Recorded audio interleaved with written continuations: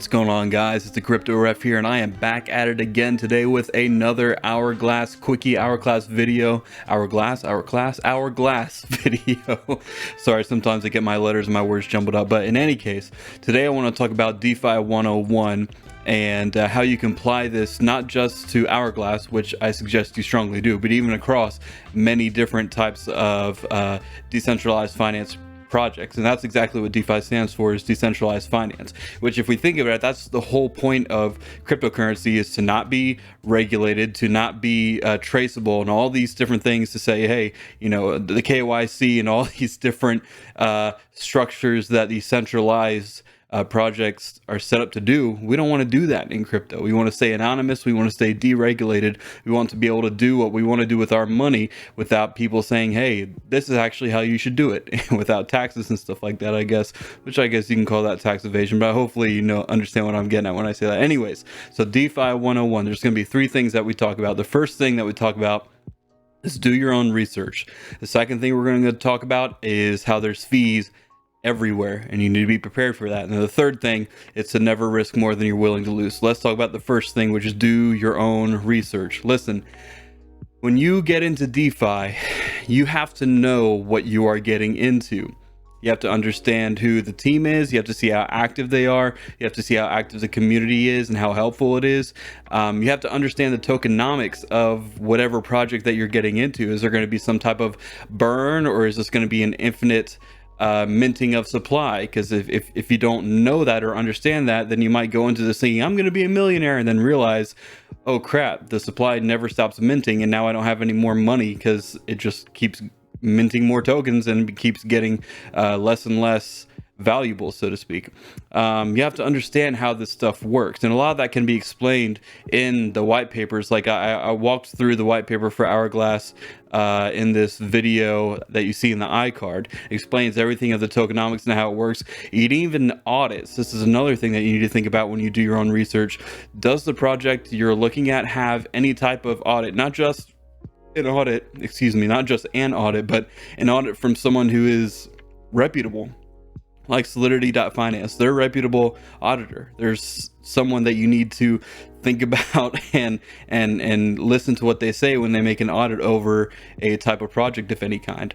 So what these audits do is they go and look at the code themselves, and if the code's not open source, if it's closed source like Hourglass is, then you definitely want to be careful and definitely want to read the audit and say, okay, what type of problems have they found, and what type of things does the team need to fix? Thankfully, with Hourglass, whenever any of these problems have come up, they have quickly fixed them to the point where the audit was like, at the end of it, it's like, yeah, it's good to go. This is one of those things where you can rely on the knowledge of others. Rugdoc.io is another place. I talked about that in my last video with Euroballs 2020, which if you looked at that, the price didn't do too good because of all the minting and everything, like I was just talking about before. And that's one of those projects where I didn't know the team and the developers, and the chat was fairly active, but it was sketchy. That's one of those high risk projects where you go in essentially saying, whatever money I put in here, I'm gonna lose it. And just understand that you might make a lot of money, you are probably gonna make no money. And I think we all understand that to some extent, but when it comes to crypto, and especially DeFi, high risk, high reward, that's a real thing, but you can educate yourself to where the risk is much lower than it would have been prior to that. So do your own research on these projects. Understand, I'm sorry, I'm sweating so much, it's hot. Do your own research, understand what these projects are before you jump into them. With Hourglass, we know who the dev is. We know who like one of the main admins in the Telegram is. They're very clear and obvious. They have their own YouTube channels. We see their face, we see them talking, all these different types of things. And it's just very clear that they are consistently trying to help the community and consistently trying to help the people in it. So the second thing I wanted to talk about is the fees when it comes to crypto when it comes to DeFi. A lot of people want to get in these projects and then they spend all of their money in these DeFi projects on getting the crypto itself, and then they can't interact with the contract because they don't realize that everything has fees.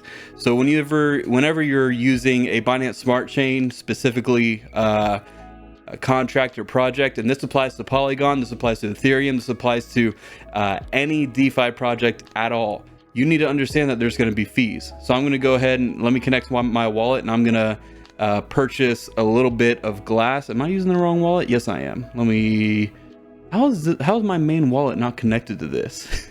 Anyways, I guess I never connected my Chrome version of my main wallet to this. So I'm going to go ahead and buy some BNB. Some glass. So I'm going to buy 0.1 worth of glass and wait for this to stop saying that there's insufficient liquidity, because there definitely is sufficient liquidity. Well, I don't know why it's taking so long. Let's see. I may have to go to PancakeSwap itself if this isn't. There we go.